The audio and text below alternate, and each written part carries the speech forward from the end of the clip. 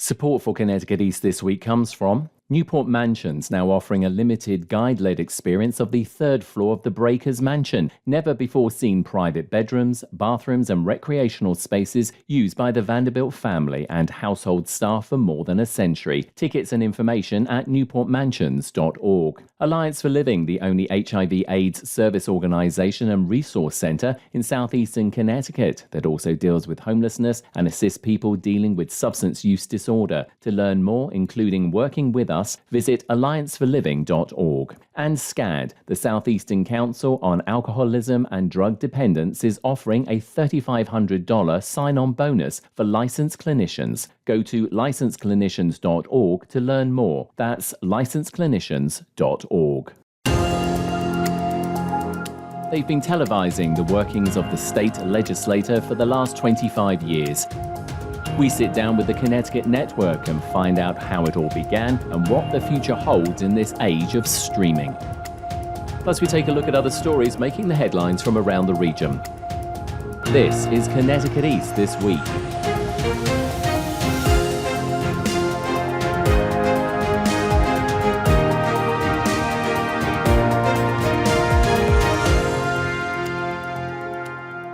Hello, I'm Brian Scott Smith. How democracy works in this country is an important subject, and when it comes to our own state legislature, for the past 25 years, it's been readily available for every Connecticut resident to watch on TV. The Connecticut Network, or CTN as it's better known, broadcasts unbiased live coverage from the Capitol, ranging from the governor's State of the State address to committee hearings and press conferences, giving us and the media content that we can then put context to in our understanding how our laws are made and the issues that affect us, from the economy to jobs to crime and more. I visited CTN in their offices in Hartford to find out more about this valuable resource as it celebrates its 25th anniversary. We are talking to Bill Bevacqua, who is the CEO of the Connecticut Network. But the Connecticut Network is actually part of a larger organization, isn't it, Bill? Yes, Brian. So I'm the president and CEO of an organization called the Connecticut Democracy Center, and we are a nonprofit corporation that specializes in creating and managing educational initiatives that are connected to either civics education, civic engagement, or both. Our flagship project, going all the way back to 1999, is the Connecticut Network, also known as CTN, which we have managed as part of a public-private partnership with the Connecticut General Assembly since the network launched on March 10th of 1999. 25 years, of course. That's one of the reasons why we're here talking to you today. 25 years for any network is phenomenal. Talk to us a little bit about the beginnings of it, because clearly everything changes. You know, it's grown. It does so much by way of providing information. What was the sort of impetus behind this 25 years ago? Well, even 25 years ago, many of the things that we still talk about today in terms of the diminishing size of the Capitol Press Corps, the growing level of complexity of government, and the difficulty that the citizenry can have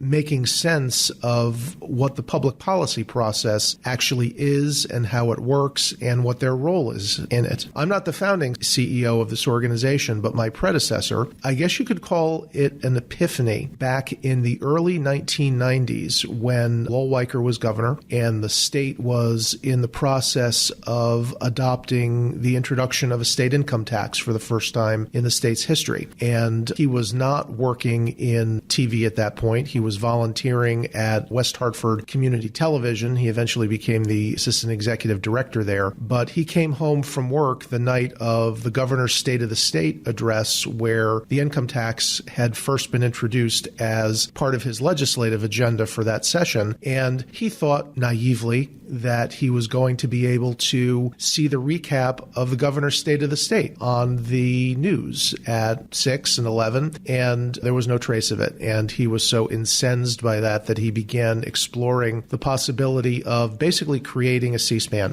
for the state of Connecticut. It started as a pilot project at West Hartford Community TV in the late 90s, where he got permission to bring some manned cameras into the House and Senate for a couple hours every day during the session, so he was able to give a shape to what he was envisioning. His efforts got the legislative leadership interested enough in exploring it that he was paired up with someone in the Office of Legislative Management. They started doing research together. They went on a fact-finding tour out to Olympia, Washington, which is the site of TVW, our sister station, which we model ourselves after to a significant degree. After a lot of planning and a lot of conversations in and around the legislature, we were given the go-ahead to work with legislative management on building a network, which started, if you can believe it, on January 3rd of 1999, and we actually got everything built and installed and ready to go by March 10th. What was the reaction back then by, the House and the legislators? Because not everybody wants to see their face or hear their voice, but I mean, it's important. It is part of democracy. It's about being able to impartially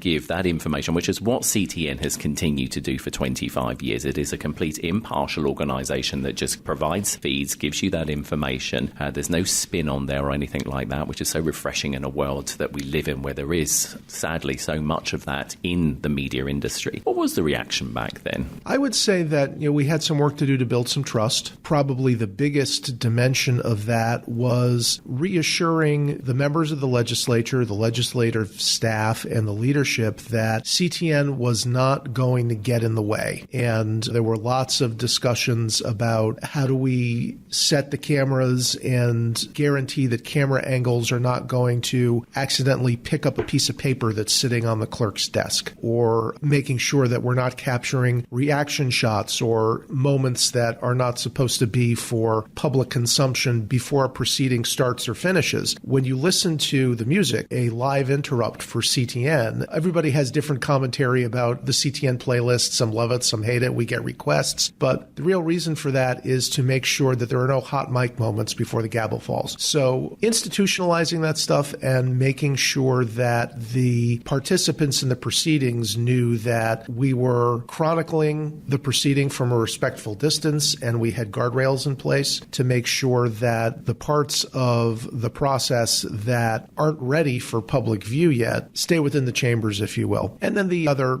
unsurprising bit of trust building that we had to do is to actually demonstrate that we are a nonpartisan organization. It's one thing to say it when nobody knows who you are, but being a completely impartial observer and not taking positions either in the way we capture things or the way we write our graphics or in the decisions that we make. It took, I would say, an appropriate amount of time for everyone to recognize that we were not there to take sides and we were not there to, push the public perception in one direction or another. And if anything, the minority party came to appreciate CTN's ability to make sure that the loyal opposition is heard. I feel like we've made a contribution in helping to frame debate so that people watching get to see both sides, regardless of what the outcome of any given vote is or what the top line is of a legislative debate. You can hear the questioning, you can hear the positions taken on both sides of the aisle, you can see the parliamentary stuff that comes up whenever there is a point of order or something technical about how the process works or doesn't work or is interpreted that it works, and it's all part of understanding how a law gets made. 2.5 minutes on Schoolhouse Rock where you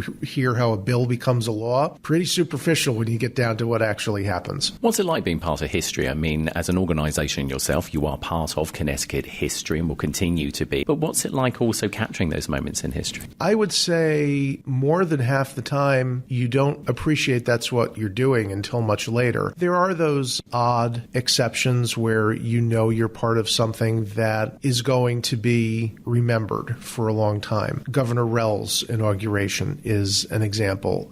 We've covered the funerals of two former governors who passed away, Lowell Weicker and Bill O'Neill. Certainly, everything that we did to help get the governor's message out and keep the legislative process open during COVID. Those are examples of times where we knew that this was momentous and historic. Most of the time, people are just doing their jobs and the judgment of history falls later. But I mean, the reality, of course, is future historians will be using your content and organisations like yours to be able to build a picture of what the world looked like back then, which is obviously incredible and is very important as well, that, you know, there is that accuracy there. You've been with the network for a long time. You've been with the organisation, the wider organisation, for a long time. What would you say are some of the biggest changes that you've seen? Certainly the increasing importance of things like streaming video. When CTN launched in 2001, we were already making content available online, but there was a singular focus on getting ourselves on cable TV because that was the way that most people who were not early adopters of technology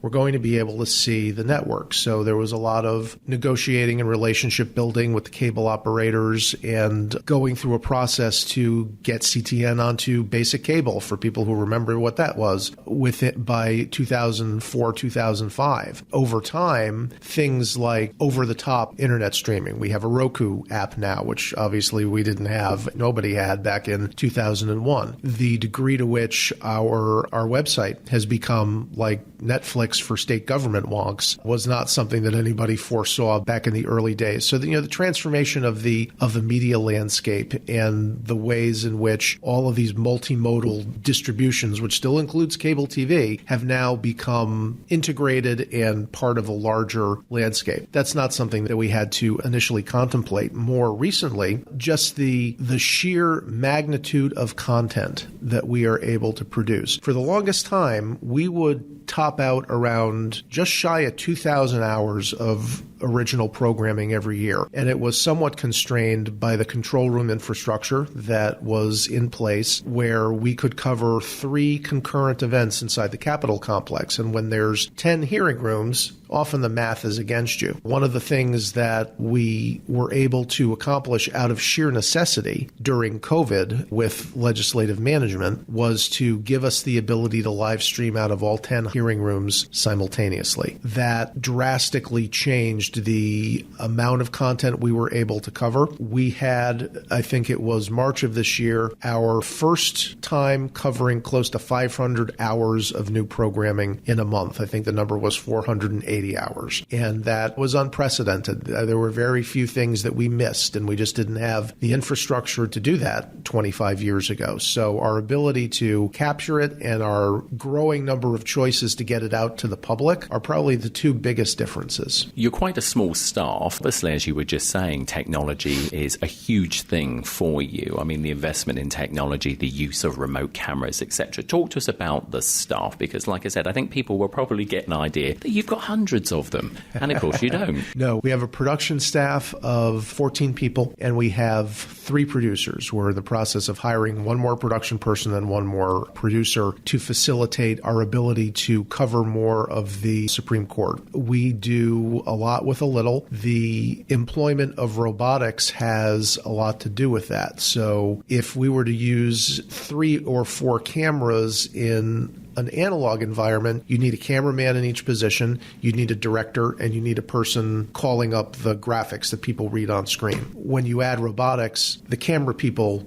go away, so that it's the director who's tracking the cameras, choosing the shots that appear on screen, and then you have the person writing graphics next to them. So that allows us to do multi-camera shoots in often pretty sophisticated fashion with 2 to 3 people. And that includes someone who can, spot either position for somebody to take a lunch break or go to the restroom, or days like today, we may have to run 2 shifts for something like a house session because they'll be going late into the night. But the technology really makes the network run with a comparatively small number of people. Yeah, I was going to say, and as we head towards, as we're recording this, we're actually a couple of days out from the end of the 2024 session. It can get get, I'm guessing to a degree, 24/7 really for you because of the amount of time that you have to be there. Because just because the public aren't going to be there, you still have that remit to obviously stream out those debates and whatever else is happening in the House. So the running joke among our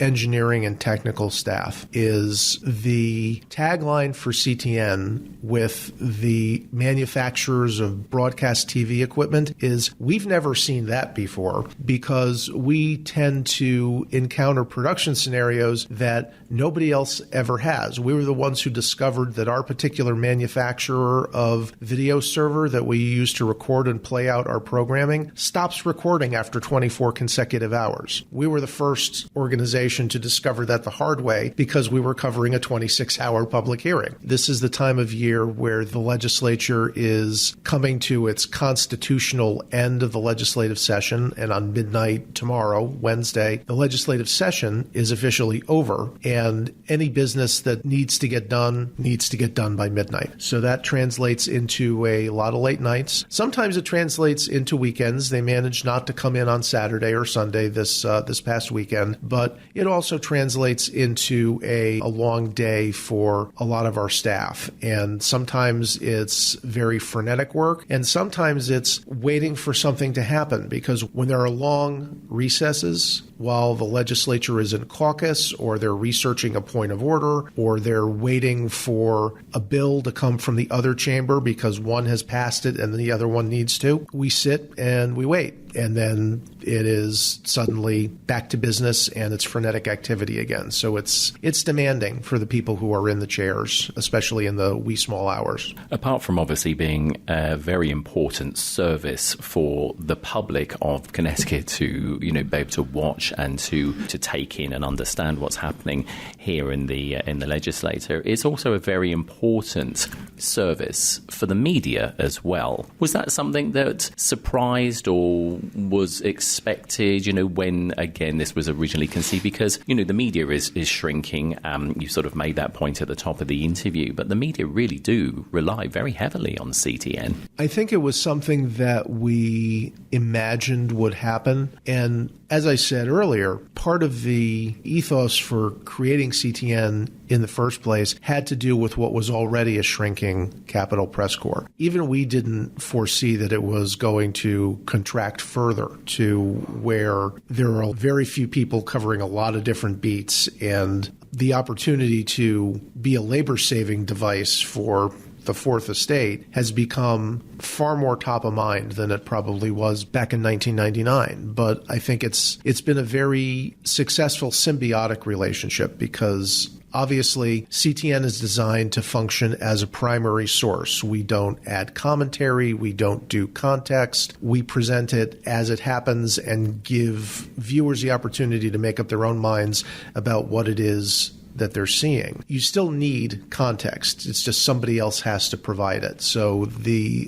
fact that we're able to give raw material to the rest of the news media, to give them an opportunity to track multiple proceedings without having to physically be in the rooms, I think has been a boon for the news media. It's certainly given us an additional purpose, but overall, the ability to create a library of primary content that people can go back to, whether it is a reporter researching a story, whether it's a legislator trying to determine legislative intent for a bill that's already been passed. And that's usually what comes out in a legislative debate. And sometimes it's the debates in the chambers, but also the debates in the committee meetings that really get to the heart of what was the legislature trying to accomplish when they passed this bill into law. Those are things that in some cases you can go back to for transcripts. Transcripts don't have nonverbal information, so you can't necessarily see how people are reacting in the room. But overall, it's certainly something that benefits from having somebody between us and the public sometimes to distill it down and to say these are the things that we think are most important, but the primary source is still there for anybody who ever wants to dig deeper.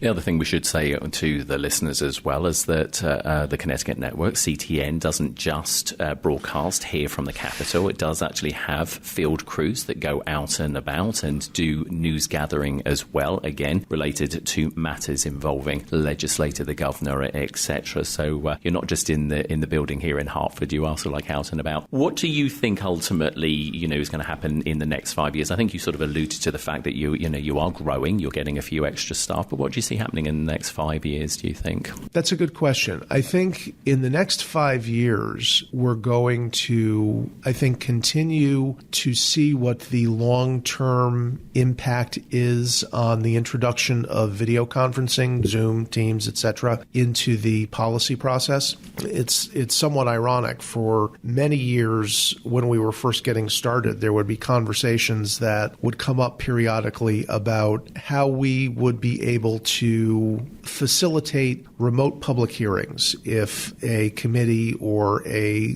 delegation of legislators wanted to take a hearing out of the legislative office building and bring it somewhere downstate for the convenience of people who can't get up to Hartford to testify. And a lot of the solutions that were available to us using early 21st century technology were cost prohibitive. The number of hybrid public hearings now that people can just testify through Zoom has serendipitously solved that problem, but I don't know that it's necessarily alleviated the interest in bringing more government to other parts of the state so that the public policy conversation can take place in people's neighborhoods and not just up here at the state capitol. And obviously we're going to be following the policymakers' leads on what happens, and we need to be prepared for whatever they come up with. But the thing that I am seeing is that there is a lot of latent creativity among people on the staff and people in elected positions about how can we use new communication tools to engage our constituents in different ways. And I think it amounts to us being prepared to pivot a little bit as we see the nature of the policy process changing. Well, Bill Bevacqua, CEO of the Connecticut Democracy Center, of which the Connecticut Network is part of it. Happy 25 years of successful broadcasting and keeping all of us in the know here in the state of Connecticut. We wish you and your team continued success and a great future. And thank you for talking to us. Thank you, Brian. We're all looking forward to the next 25. And you can see CTN on your traditional TV via cable. Just check your local listings of your provider to find out which channel they are on. And of course, you can also view their content anytime on demand by visiting the official website, ct-n.com.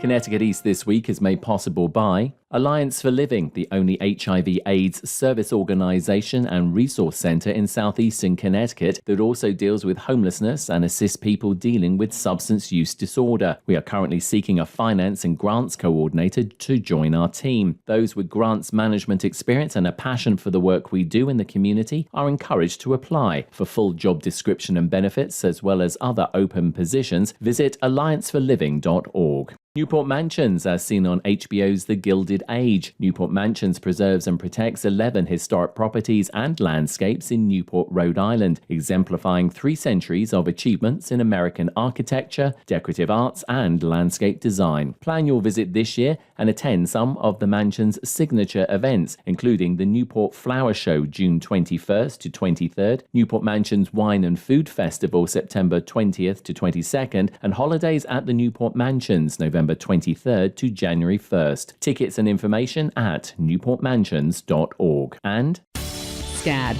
the Southeastern Council on Alcoholism and Drug Dependence, is looking for licensed clinicians and is offering the top benefits packages in the state. Go to licensedclinicians.org to learn more. That's licensedclinicians.org. Time now for a look at other stories making the headlines this week. After a federal bump stock ban was overturned recently, Connecticut is one state not impacted by the Supreme Court ruling. Edwin J. Vieira from the Connecticut News Service has this report. In Garland versus Cargill, the court overturned a federal bump stock ban the Bureau of Alcohol, Tobacco, Firearms, and Explosives implemented after a 2017 mass shooting. Authorities found most of the shooter's weapons had a bump stock, which enables someone to fire multiple rounds at a rapid pace. Melissa Kane with Connecticut Against Gun Violence says federal action must follow this ruling. Legislation to ban bump stocks have already been introduced in the U.S. House and Senate, and the Congress has the power to change the law and ban bump stocks now to keep these kind of weapons off of our streets and out of our communities, but it has to happen. Senate Majority Leader Chuck Schumer has signaled he'll call for a vote on legislation banning bump stocks, but the big challenge Kane sees for implementing such a ban is coming up: political gridlock. Senate Democrats support Schumer's proposal, but GOP senators say they'll block the legislation. I'm Edwin J. Vieira. The U.S. Coast Guard's top leader, Admiral Linda Fagan, gave testimony recently to the Senate Homeland Security and Government Affairs Subcommittee on permanent investigations about the withholding of a report by the agency into historic sexual abuse and misconduct cases at the Coast Guard Academy in New London from Congress and the public. Fagan read out a statement at the hearing acknowledging the error by the Coast Guard around their Operation Found Anchor report. Our failure to share the report with Congress was a mistake that prevented appropriate oversight and further eroded trust. I cannot change the past, but as the Commandant today, I reaffirm to our workforce, past and present, that I remain steadfast in my commitment to making lasting cultural change. Over the past 10 months, I've taken decisive actions to address not only the issues revealed by the investigation, but the broader issues of culture and workplace climate. Senator Richard Blumenthal, who chairs the committee, read out a statement from whistleblower Shannon Norenberg at the hearing. Norenberg had been based at the Coast Guard Academy and was responsible for dealing with sexual assault complaints, but had resigned and released her statement just 24 hours before the hearing about how the Coast Guard had lied to her. Blumenthal said he had never read a statement so concisely damning of an organization, and one of his major concerns was that veterans from the Coast Guard who had been assaulted were still being denied health care to help deal with it. Not only are they victims of sexual assault and survivors, but they are prevented from accessing the health care they need to deal with the trauma and other medical problems that may be resulting from it. And I find one of the most damning parts of her letter to be that those survivors evidently were denied that opportunity. The subcommittee also asked Fagan for missing documents they had requested, which so far have not been received, and those that have were heavily redacted. They also stated the agency needed to stop using an investigation into the matter by the Inspector General as a shield to not cooperate with the subcommittee's separate investigation and requests. And in a separate subcommittee hearing, the CEO of the Boeing Company, which has manufacturing facilities in South Windsor here in Connecticut, apologized to the families of crash victims of two Boeing planes back in 2018 and 2019. David Calhoun, president and CEO of Boeing, gave testimony to the subcommittee about Boeing aircraft, but also whistleblower complaints about allegations of a broken safety culture at the company. Before Calhoun read his statement, he stood up and directly addressed those affected by the two previous Boeing crashes. Before I begin my opening remarks, I would like to speak directly to those who lost loved ones on Lion Air Flight 610 and the Ethiopian Airlines Flight 302. I would like to apologize on behalf of all of our Boeing associates spread throughout the past and present for your losses. The subcommittee chairman, Senator Blumenthal, said that Boeing had once been an iconic company, but the recent accidents involving its aircraft showed these situations were avoidable and that Boeing was placing speed and profits over safety. In the wake of those tragedies, Boeing promised to turn itself around. Planes were grounded, executives were dismissed, promises were made. What we've seen since from whistleblowers is that, in fact, the manufacturing issues, the retaliation against whistleblowers, non-conforming parts, quality inspections skipped, and issues concealed from the FAA, evidence hidden. Boeing is also being investigated by the Department of Justice over the two crashes in 2018 and 2019 that killed 346 people, as well as allegations they misled regulators and violated a deferred prosecution deal with the DOJ in exchange for paying a $2.5 billion fine. And David Standridge, the chef at the Shipwright's Daughter in Mystic, beat off competition recently from other chefs in New England to win the Best Chef in the Northeast in the James Beard Awards. He was one of two finalists from the state, both of which came from Eastern Connecticut. The James Beard Awards are an annual event and considered the Oscars of the restaurant world. Our congratulations to Chef David.